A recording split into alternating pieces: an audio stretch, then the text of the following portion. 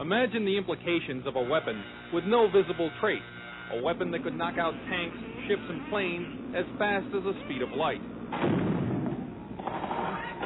The same technology with modifications could disorient and even tranquilize military personnel, rendering them virtually helpless in the battle zone. These are the new weapons of war we will examine in this series. For the past 40 years, the world has been riveted by the threat of nuclear war, and more recently by the prospect of space defenses using lasers and other modern technologies. But while both sides at the Geneva summit will be focusing on these matters, progress is being made in even newer weapons that could render any arms agreement relatively useless. Lightning is the most dramatic form of energy to be found in nature.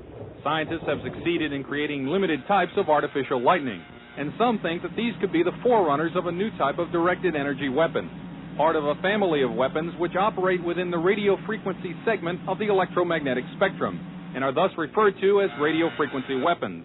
Dr. James Frazier has researched electromagnetic effects for the Air Force for over 10 years, and he, like a small but growing number of weapons experts, feels that radio frequency, or RF weapons, could be the wild card in the ongoing arms race. You could have tremendous amounts of radiative power, and what you did with that power then is a matter of engineering design and what your goal is.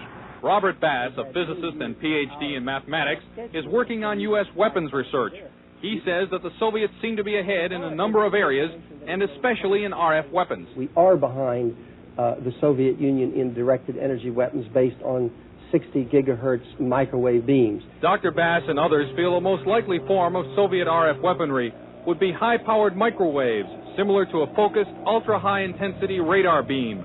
It would literally cook humans and knock out computers and electronic surveillance and communications gear. An operational RF weapon, relatively cheap and reusable, could devastate sophisticated and expensive war machinery. The $20 million F-16 fighter, for example, is totally controlled through electronic sensors and computers.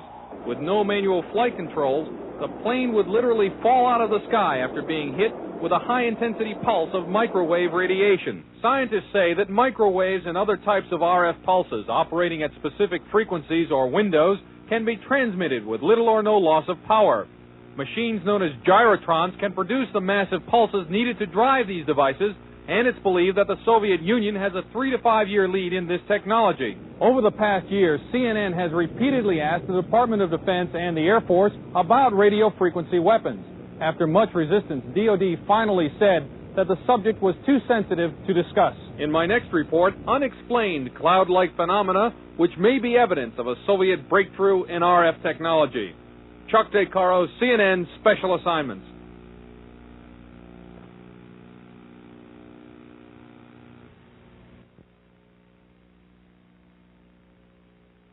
Brainstorm was a science fiction movie about a device which electronically injected thoughts into the human mind. In this scene, the mind control machine projects images into the brain of the chief scientist through an electrode headset. The scientist then finds himself experiencing the thoughts of a wild truck ride.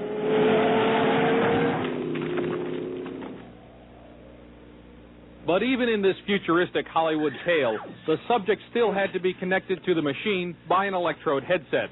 That's remarkable. But not as remarkable as a real-life experiment where I was the subject of a prototype device designed to project images into the mind without electrodes.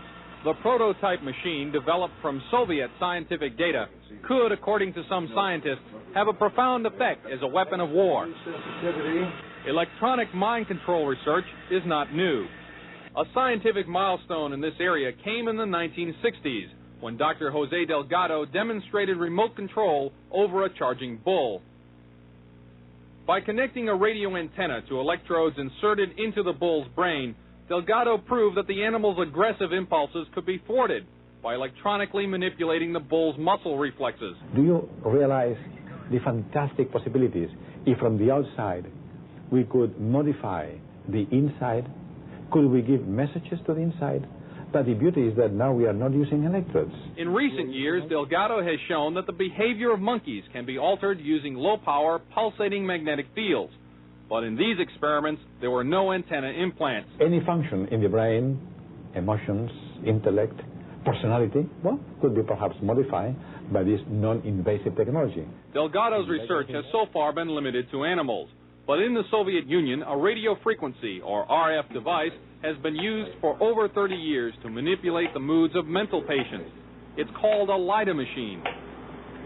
It radiates pulses of radio frequency energy, as well as light, sound, and heat. The pulse rate is in the extremely low frequency range, between 0 and 100 pulses per second. Dr. Ross 80 is the top researcher at the Veterans Administration Hospital in Loma Linda, California. He has been investigating the effects of the LIDA machine. Now, what do the Soviets use this machine for? Well, they don't use it anymore. We should be very clear that this is a machine which is regarded by them as somewhat obsolete technologically. This scientist, who did not want his identity revealed, is employed by the U.S. government and has done secret RF weapons research. He believes that tests done with the LIDA and similar machines prove that humans are susceptible to remote alterations of mood and awareness. Certain kinds of weak electromagnetic signals work exactly like drugs. And so the promise is that anything you can do with drugs, you could do with the right electromagnetic signals. Apparently, there are specific sites involved, specific functions involved. It's a matter of matching up, just like it is with a pill or a drug, to cause and effect.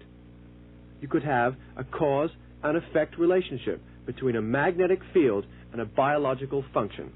CNN enlisted the help of noted physicist Dr. Elizabeth Rauscher and electrical engineer Bill Van Bice to build and test an RF mine interference machine from data found in Soviet scientific literature. The machine